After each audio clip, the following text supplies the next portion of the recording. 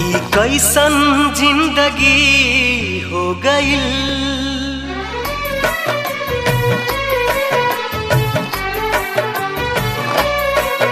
ई कैसन जिंदगी हो गइल, मौत से दोस्ती हो गइल।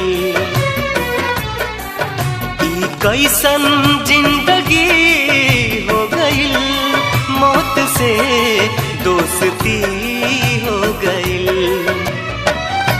अखिया के सपना बहे लोर बनके, हमसे नाराज हमरी खुशी हो गइल। ई कैसन जिंदगी हो गइल, मौत से दोस्ती हो गइल। कैसन जिंदगी हो गइल, मौत से दोस्ती हो गइल।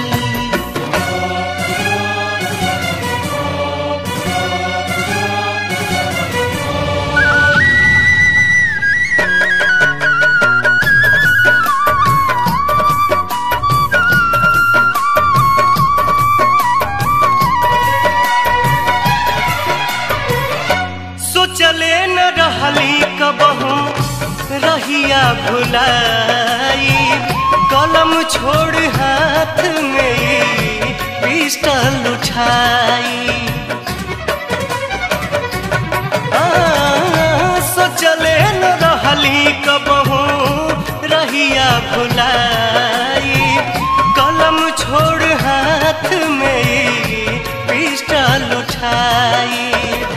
कलम छोड़ हाथ में पिस्टल उठाई।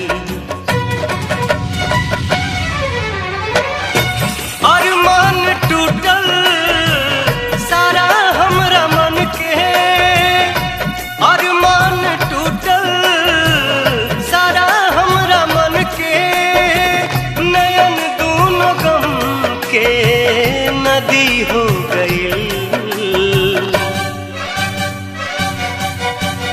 कैसन जिंदगी हो गइल, मौत से दोस्ती हो गइल।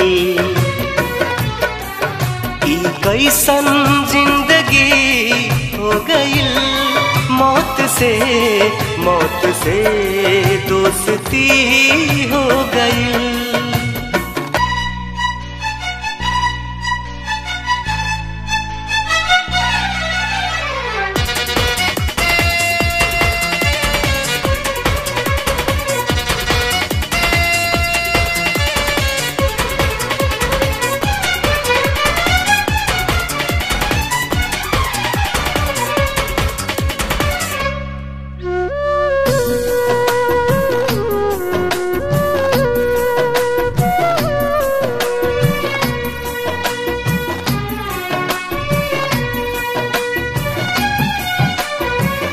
नाही कोनो रंग रहल चढ़ते लाल रंग हो, देहिया भइल बा बिना डोर के पतंग हो।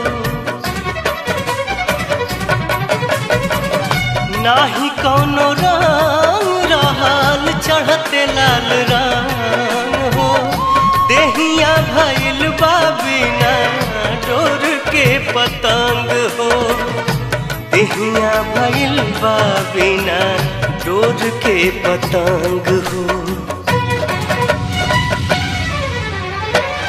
फूल बन गइली उजड़ल चमन के, फूल बन गइली उजड़ल चमन के, आपन भी लोग अजनबी हो गइल।